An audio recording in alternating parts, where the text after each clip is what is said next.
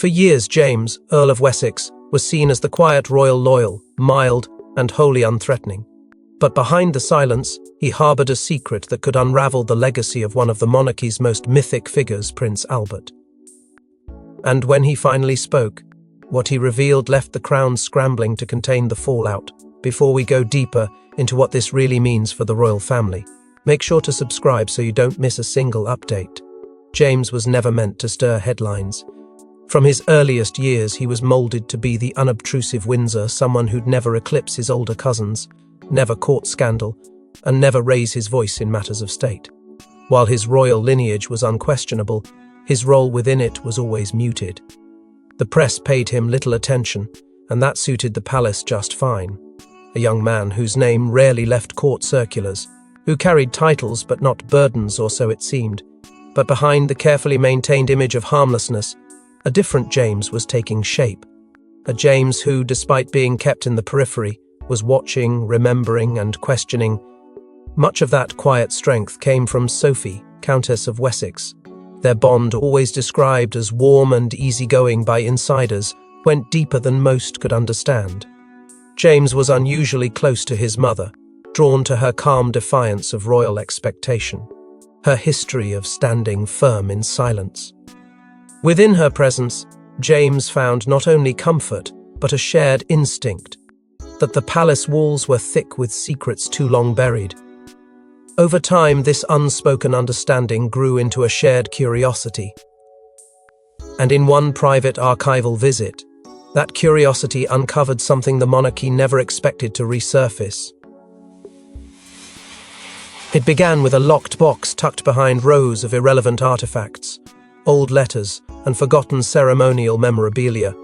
The box bore no label, no seal of importance, and yet James was drawn to it immediately. According to whispers from archival staff, it wasn't listed in any official inventory, it wasn't meant to be found. But when it was opened, what lay inside wasn't simply historical, it was explosive. Coded notes, penned in an all-too-familiar Victorian hand. Language filled with regret, references to lineage, legacy, and a haunting phrase that would come to define everything that followed: my final declaration. James didn't speak right away. He brought the notes to Sophie. Together, they spent nights poring over every word, every symbol, trying to understand why these writings had been hidden, and more urgently, why Prince Albert, consort to Queen Victoria and patriarch of a royal age, had addressed them to someone named Sophie. It was a coincidence that felt too precise, too deliberate. The palace had long controlled which stories made it to daylight. But this was a message meant for someone. And when James decided to raise the alarm, not through media, not through press, but through direct channels to crown officials, he expected caution. What he didn't expect was fear. Within days, high-ranking aides began making subtle inquiries. James was asked, then told to remain discreet. Couriers arrived with letters marked confidential. Sophie was advised to withdraw from the public eye for a few weeks. And those whispers, once just polite curiosity around the Wessex household, sharpened into hushed warnings. James, the harmless royal, had touched something forbidden. The crown had survived affairs, abdications, even wars. But this was something different. This wasn't scandal, this was legacy. And if Prince Albert's final message was meant for Sophie, the entire history of the modern monarchy might require rewriting. But what exactly did James find in that sealed envelope? And why was it never meant to reach Sophie? On the night of Prince Albert's death, not all was calm within the royal walls. Whispers of a final confession, withheld letters, and a servant who vanished hours later have all been dismissed by official records until now. The official version of events paints a quiet evening at Windsor, cloaked in solemnity and grief. But beneath the polished accounts, something far more disturbing took place. Prince Albert's health had been declining for months, but it was in those final hours that his behavior changed in ways that deeply unsettled those around him. He asked not for doctors or clergy, but for a sealed box, a single sheet of paper, and complete privacy. The few who stood outside his chamber swore they heard voices, his and another man's, but when they were permitted to re-enter, only Albert remained. frail, pale, and clinging to something he refused to let go of until his last breath. That something, it's now believed, was the letter. A handwritten note, folded with care but never formally entered into the royal record. A letter that, according to now surfaced whispers, bore Sophie's name. Not Queen Victoria's, not his children's, but Sophie's. Over a century before she would be born. But before anyone could question its contents, the letter was gone, and so was Albert's trusted valet, a man by the name of Edmund IV. Loyal to the prince since boyhood, Edmund had served without scandal for decades. But in the chaos that followed Albert's death, he vanished. Disappeared without resignation, obituary, or even royal notice. Some believed he'd gone mad with grief. Others suspected something far more sinister, that he had taken with him Albert's last words. Words meant to be hidden until the time was right. Meanwhile, Queen Victoria's reaction was anything but composed. She issued abrupt orders, demanded specific rooms sealed, and banned all unauthorized access to the royal study. Those closest to her described her as rattled, not by Albert's passing, she had prepared for that, but by what he left behind. In one unguarded moment, she is said to have whispered to her eldest daughter, "It must never reach her. It cannot." No one knew who her referred to, until now. The letter never appeared in the royal archives. It was never catalogued, discussed, or documented in the traditional manner. But James found it not by accident, but perhaps by design, because someone, somewhere, wanted it to be found, and when he opened it, that hidden truth came flooding back. Not as history, but as warning. A voice long silenced by death had finally spoken again, and the message was not one of peace, but of unfinished business. But James's decision to unseal that final message would trigger a reaction more furious than anyone could have anticipated. It was no ordinary letter. Albert's final words weren't addressed to a queen, a child, or a nation, but to a woman born more than a century after his death. What did he see in Sophie, and why did he choose her? When James and Sophie first sat down to study the message, they didn't expect clarity. But what they found was something that cut deeper than either anticipated.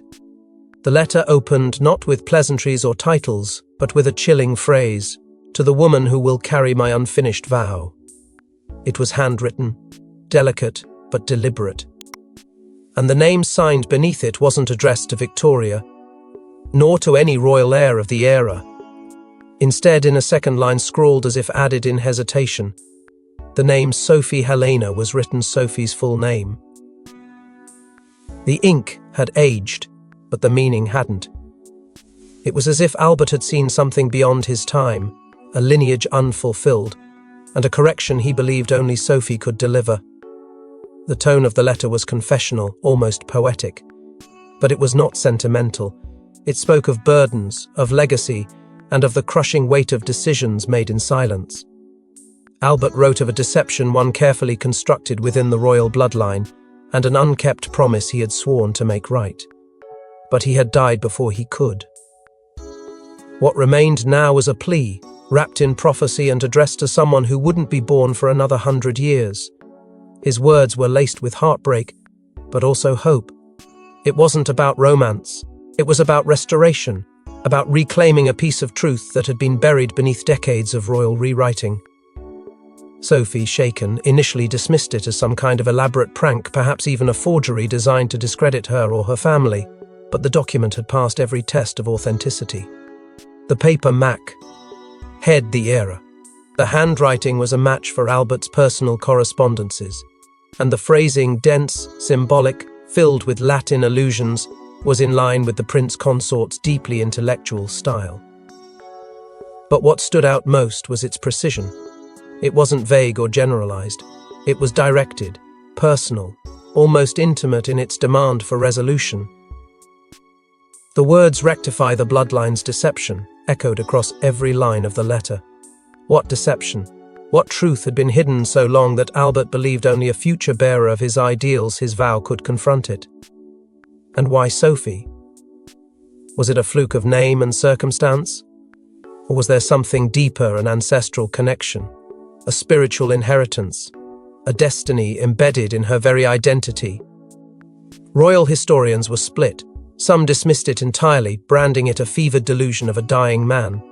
Others, more cautious, leaned into its language, its uncanny relevance to the present day, and began digging. But no one could deny the pattern it had disrupted. Albert had never been one to indulge fantasy. For him to pen such a message, seal it, and ensure its secrecy for over a century, it meant something. And if the message was real, then so was the danger it posed to the crown. And yet the letter was only the beginning. The crown's reaction was swift, brutal, and secretive. Within hours of James revealing the letter to palace advisors, royal silence shattered into chaos. Emails erased, aides reassigned, and hushed warnings delivered. To the Wessexes, this wasn't a curiosity, it was a threat. The moment James stepped forward with Albert's letter, the palace's centuries-old machinery, designed to conceal rather than confront, jolted into motion. What should have prompted investigation was instead met with immediate rejection. Senior courtiers dismissed the discovery with an almost rehearsed certainty, labeling the letter a historical hallucination, a quaint oddity misinterpreted by an inexperienced royal. But the speed and sharpness of that dismissal told its own story. These weren't reactions born of skepticism. They were born of fear. Something about the message touched a nerve that hadn't been exposed in generations. What followed next confirmed James's worst suspicions. Within 24 hours, he was summoned to Clarence House for a private meeting with King Charles III. No aides, no advisors, just father and son, one guarding the crown, the other holding a truth it couldn't afford. Though no transcript exists, insiders described James as visibly altered afterward, composed, but colder. Whatever was said behind those closed doors, it wasn't a dismissal, it was a warning. A line had been crossed, and the palace was now in damage control mode. Meanwhile, Sophie was quietly relocated to Sandringham, under the guise of an advisory retreat. Publicly, it was explained as rest. Privately, it was containment. She was instructed to pause her engagements, avoid statements, and refrain from discussing any core respondents, past or present. Sandringham became a gilded cage, safe, distant, and under subtle surveillance. But the real activity was happening back in London, where staffers began to notice an eerie shift inside the royal archives. Shredders ran late into the night. Boxes were relabeled. Access was quietly revoked for select historians. Documents that had survived untouched for decades were suddenly deemed no longer relevant and discarded without appeal. Then came the leak. A brief anonymous tip reached the inbox of a tabloid editor, just enough to ignite curiosity, too little to anchor a story. The editor moved fast, publishing a single paragraph claiming that a member of the royal family is in possession of a prophetic letter from Queen Victoria's era. But hours later, the article vanished. The publication offered no comment. The journalist who wrote the piece reportedly went silent, and the tipster was never traced. Yet what this series of panicked moves made clear was that James and Sophie were not alone in their knowledge. Somewhere deep within the institution, there were others, individuals who had always known this letter existed. Perhaps they had read it. Perhaps they had spent years making sure no one else would. The idea that this revelation had lived in the shadows for decades, possibly longer, shook the already fragile trust within the palace's inner circle. A secret this dangerous wasn't just threatening, it was destabilizing. But if this was just fantasy, would the crown react as though it had something to lose? She never asked for power. Yet now, Sophie finds herself tethered to the legacy of a prince long buried, haunted by a prophecy she didn't choose, and stalked by a system that fears what she represents. When Sophie first read Albert's final words, disbelief overwhelmed her. It felt too theatrical, too precise, too impossible. Her initial instinct was to reject it. Surely this wasn't real. Surely she was the accidental recipient of a century-old mystery that had nothing to do with her. But denial doesn't last long when history calls you by name. As the weight of the message settled on her shoulders, the sorrow came next, not for herself, but for what the letter implied. That someone in Albert's time had seen her coming. That she had been named in a legacy she never agreed to inherit. and that someone, perhaps many, had kept this truth from her. The sorrow turned inward, then, eventually, into something else entirely: resolve. It wasn't the first time Sophie had felt a strange pull toward Victoria and Albert's story. Even long before marrying into the family, her fascination with the Victorian era was well known.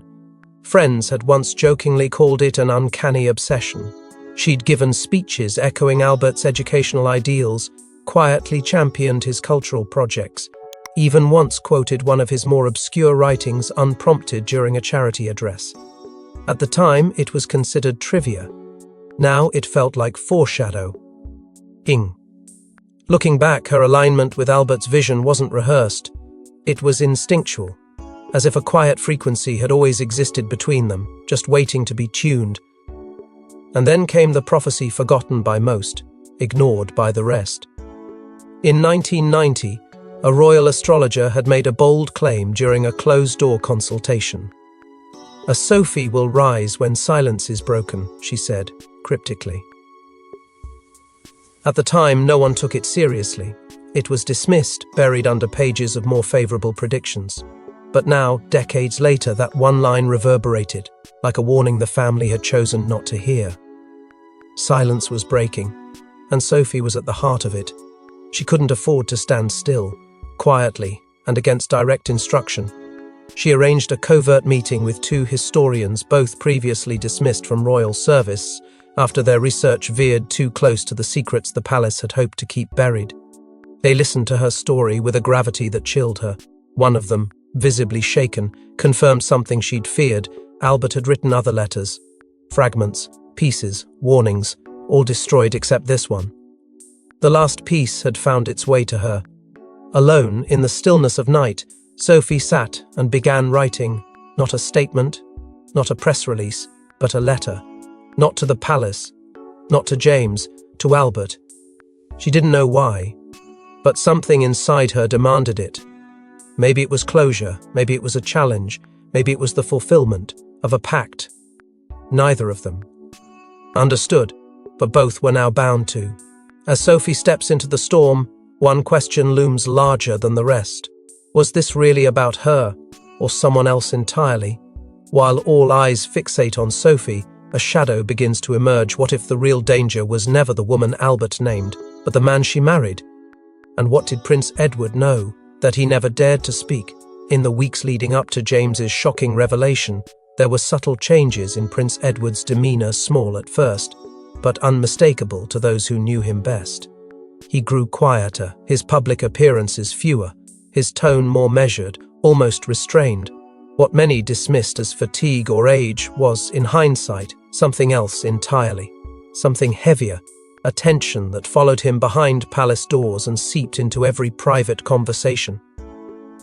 Insiders later recalled strange moments between Edward and James, heated silences, glances weighted with more than paternal concern. Whatever was building behind the scenes wasn't new.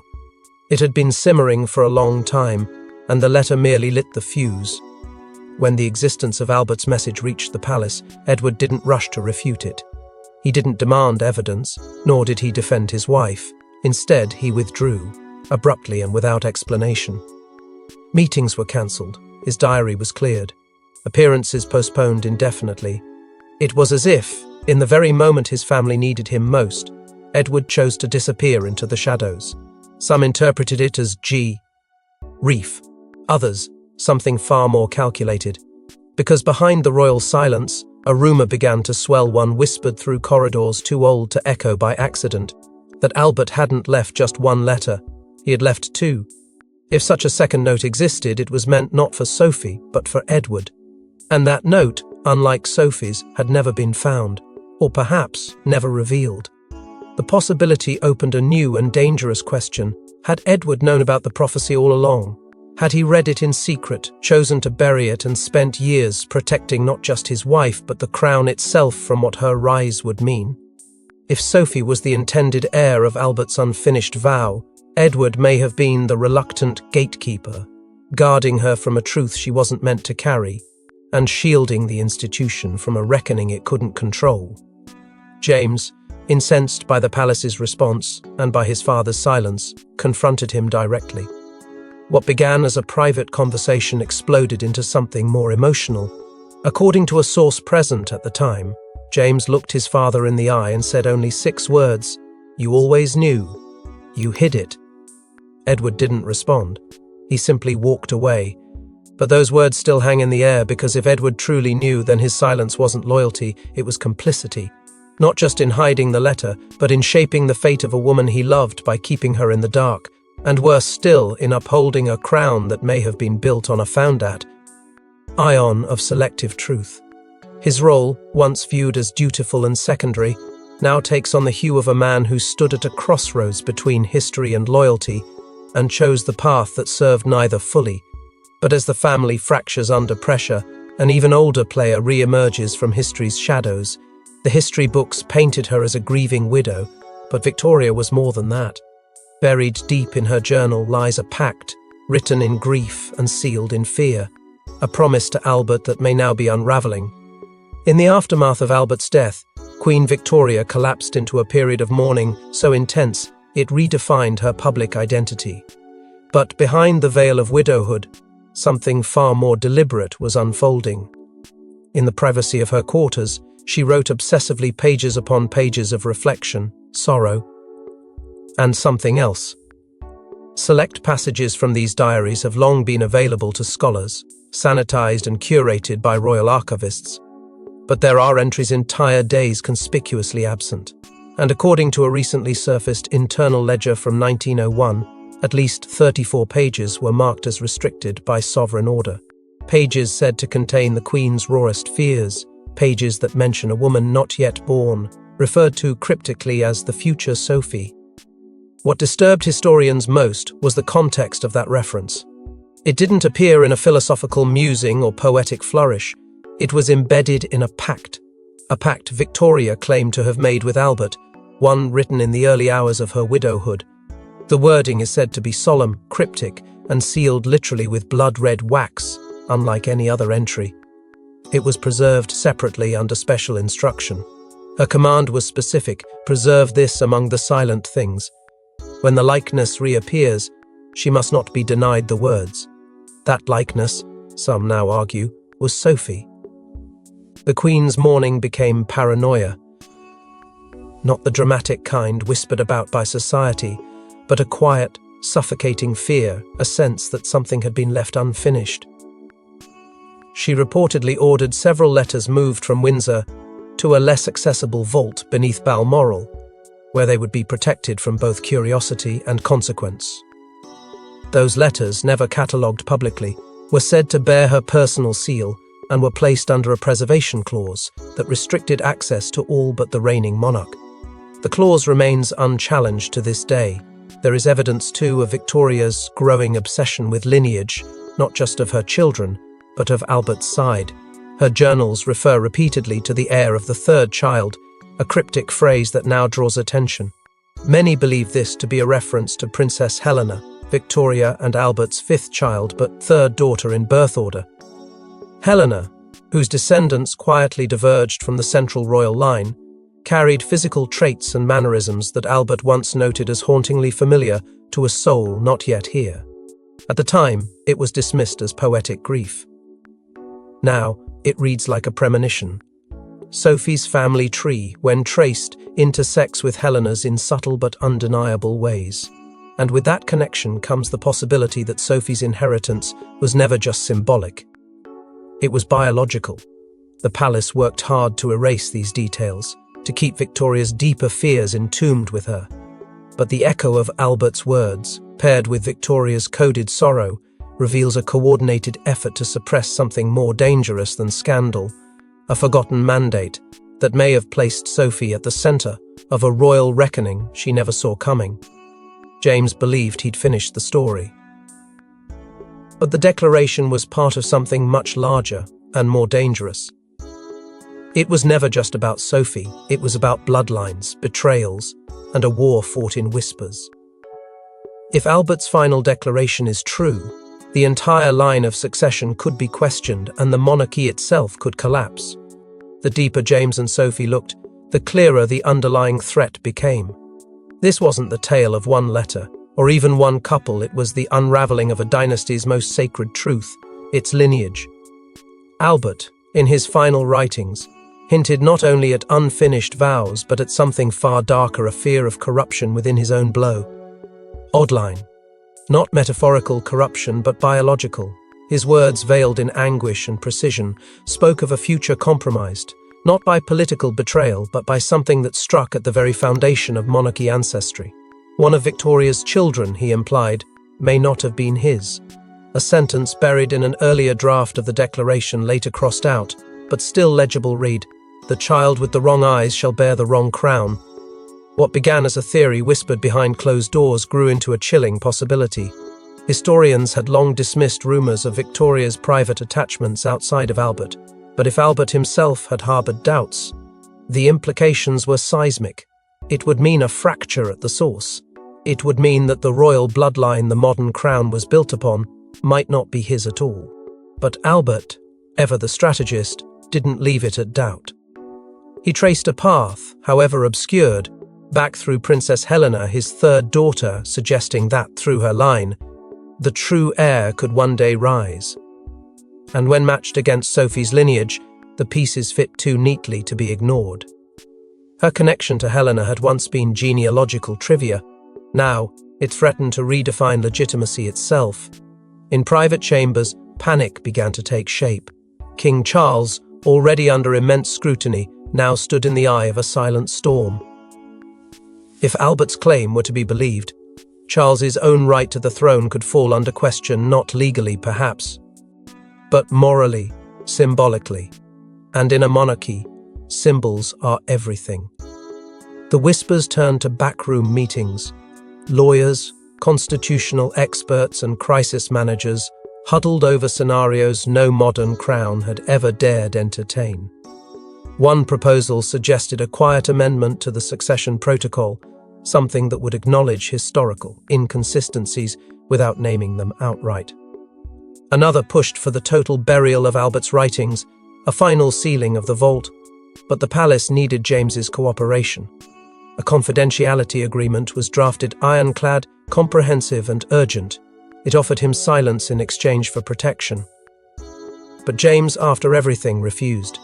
He saw now what his father couldn't face, what the advisors feared, and what the crown had spent generations avoiding, that the truth, once unearthed, doesn't go quietly back underground. His refusal wasn't just defiance, it was a final stand. A young man branded harmless by the monarchy had become its most dangerous witness, and yet, before the palace could silence him, James made one final move that changed everything. He recorded it at midnight. A message not just to the royal family but to the people. In it, James Wessex didn't ask for attention, he demanded truth. And within 24 hours, he disappeared. The video appeared suddenly, no fanfare, no warning. Titled "Only for the Future." It was uploaded to a private, unverified channel, and quietly began to circulate in niche political forums, before exploding across social media. It was James, alone, unguarded, his voice measured but unwavering. For 7 minutes, he didn't blink. He laid out everything. The discovery of Albert's letter, the coded message, the veiled threat hidden within the monarchy's legacy. He named no names, but his meaning was unmistakable. He spoke of a system that fears light and men in positions of power who choose preservation over principle. Every word cut deeper than the last. He described the attempts to silence him, the confidential documents slid across polished tables, the subtle threats disguised as concern. But what struck viewers most wasn't his anger, it was his clarity. James didn't sound like a prince throwing away privilege. He sounded like a citizen demanding accountability. At one point his voice cracked, not from fear, but from the weight of knowing he had crossed a point of no return. "I was raised to serve the crown," he said, "but I will not protect its secrets at the cost of truth." In one of the video's most jarring moments, James called directly for the public release of the royal archives, specifically those sealed by Queen Victoria and restricted by successive monarchs. He urged historians, journalists, even government officials to push back against the silence. "History is not heritage if it's built on lies," he said. It's a cage. That line alone was replay. Ed millions of times within hours. Hashtags surged, media outlets scrambled, Parliament stirred, and then nothing. 3 days later, the video vanished from every platform. The original post was deleted, accounts suspended, Mirror uploads scrubbed with unprecedented speed. No copyright claims, no explanations. It was as if the internet had been sterilized. Those who had downloaded it clung to it like treasure. The rest were left with questions and silence. James was gone. No public sightings, no statements. According to insiders, he stepped back from all royal functions and relocated to an undisclosed location. He left without a trace, but not without purpose. For in his absence, Sophie emerged not as a symbol, not as a scandal, but as something far more dangerous, a quiet force. She resumed her duties slowly, deliberately, with a renewed grace that carried a weight few could understand. There were no speeches, no references to the past, just presence. As if she had inherited not just Albert's vow, but James's fight, the monarchy survived but not unshaken.